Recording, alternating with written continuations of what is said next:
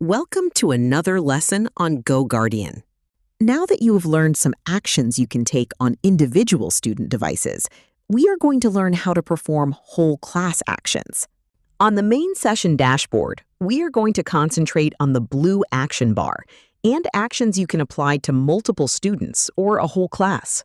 The first thing to remember to do is select students, or all students, so you can apply these actions to them. Some of the actions you have already learned about.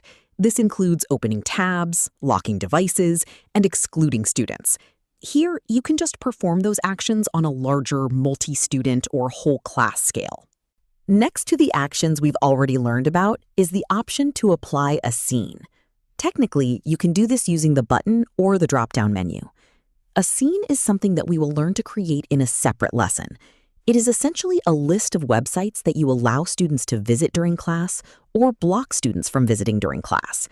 Scenes make it even easier to ensure students stay on task during class time. Under More Actions, there are two additional helpful tools. The first is Present Screen. If you ever want your screen to display on a student device, this is the tool to use. Present Screen offers you tools for teaching students remotely, but two features we want to highlight are Present Your Screen and Lock Students to Presentation. This enables you to share your screen to student devices and keep them locked into a lesson. When you choose to present your screen, a pop-up window will appear that allows you to pick whether you want a particular tab to present on student devices, a window, or your entire screen.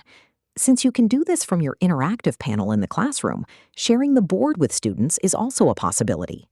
Also under the More Options area is the Make Announcement tool.